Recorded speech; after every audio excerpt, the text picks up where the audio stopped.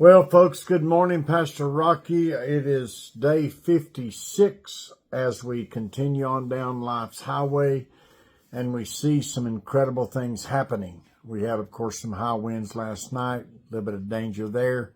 Some of the folks that were, a little bit fearful because of wind, obviously because of the recent wind that we had, but God has seen fit to still have mercy upon us. We're very grateful for that. When I think about Scripture and I think about what the Lord is trying to tell us, I want to use that term very carefully, that He is trying to tell us what we need to know and how we need to be. In the book of Luke, chapter 21, Jesus tells us something that is so amazing to me. Listen to what Luke says. And Jesus looked up and saw the rich men casting their gifts into the treasury. Now, let me explain. At the place of offering, there was a brass pot. And when you dropped money in it, it made a loud noise. And if you dropped 10 coins, it made a loud noise. If you dropped 20 coins, it made a louder noise. If you dropped 30 coins, it made a much louder noise.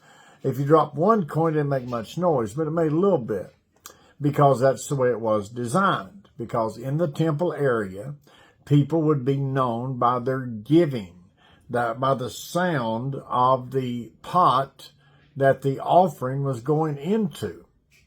So Jesus is observing, according to what the Scripture says, these rich men casting in their gifts into the treasury. And that's what it means, into this brass pot, if you will.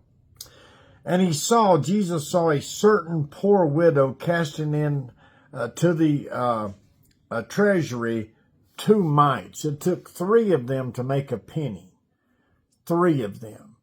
So this is a very, very poor offering. I mean, it just doesn't even register on the scale. It is just so low as far as offerings go. But now, Jesus said to His disciples, He said, "Of a truth I say unto you, that this poor widow has cast in more than all the rich men together.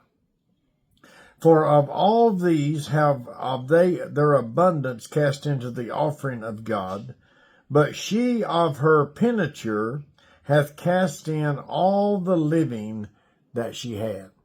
So Jesus says it this way. The rich men, they're just casting in of their abundance. Oh, they'll give a little here, they'll give a little there. It's okay. I'll help out the cause. Drop a few bucks in. We put it in modern day terms. Put $100, $200 in the plate, whatever. But the poor widow, she gave out of everything she had. She gave it out of gratitude and attitude. And that's so important for our lives to understand. We're at day 56. A lot's been going on in 56 days. And we have people coming to us, and many of them have gratitude, but some of them have attitude. We had 2 different incidences last night in the food line. And I'm first on the food line, and I've been there all 56. Well, this morning if I live, I'll be in the breakfast line 56 days. And we had some folks come by. We have we're serving, we have like a lot of people in line, and then somebody will come through and say, "I need 5 to-go plates." Well, you got to step to the side because I need to get these people fed. We fed almost 100 people in about 16 minutes last night. I mean, boom, boom, boom, boom, boom. We're getting this stuff out. So the people that steps up and says, "I need a to-go order," that stops my process. Okay, I'm feeding 100 people in 16 minutes. You can wait 15 minutes, 16 minutes to get these people that are going to eat in the building, get their plates, get them to where they're supposed to go, because we got devotions to do, we got other things to do. So if you're coming in for a to-go plate, you got to wait a minute. And I mean, it's not a big deal. We had 2 incidences last night where people got upset because they were asked to step to the side and get the people in line that are going to eat in the building, and find them, waiting for just a minute. And like I said, we've had 100 people, 97, I think, in 16 minutes. So, I mean, there's not a big deal here to wait 10 minutes for a plate when you're getting it free, number one. You're getting an excellent meal, number two. And both of these groups of people, a man and a woman, and then a man with some children, got mad and left. And, when you stand back and you think about it, and you say, we're trying as much as we can to give as much as we can, to do as much as we can.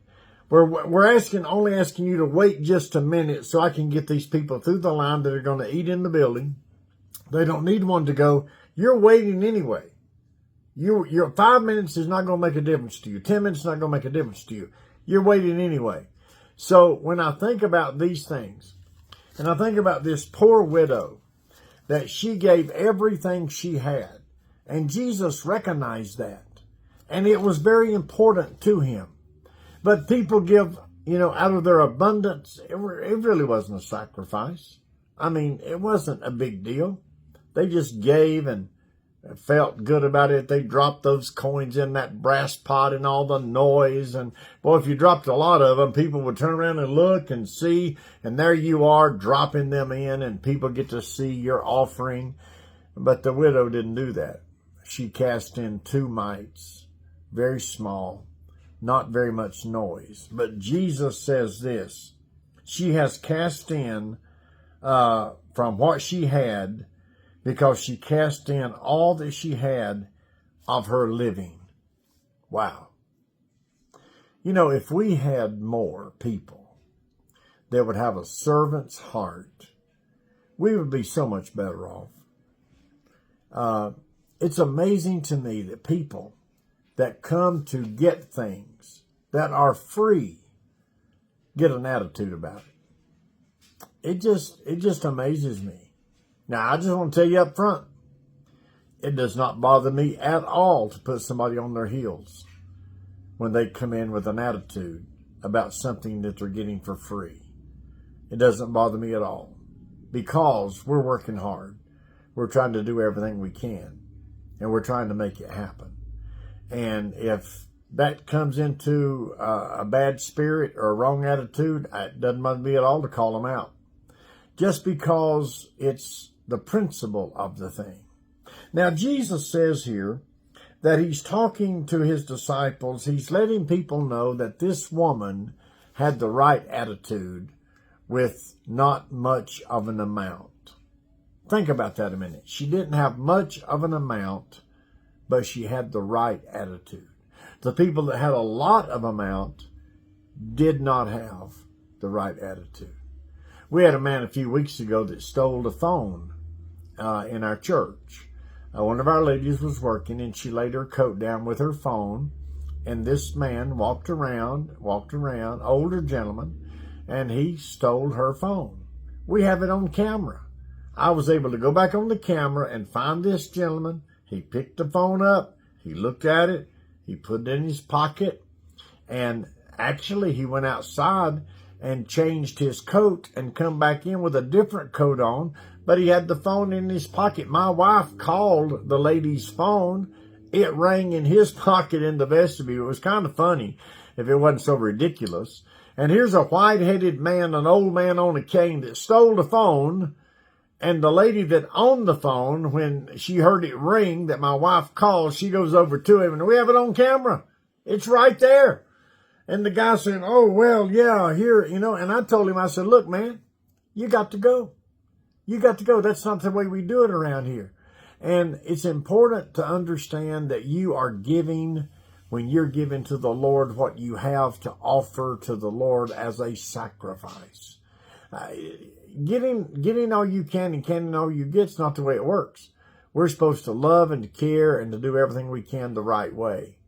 And when I think about that, I think about this widow. She gave what she had.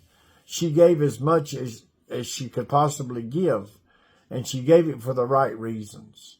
So I guess the question today is, Are you serving for the right reasons? I hope so, because we'll be judged on it. If you do that, God will bless you for it. God bless you. We love you. See you soon.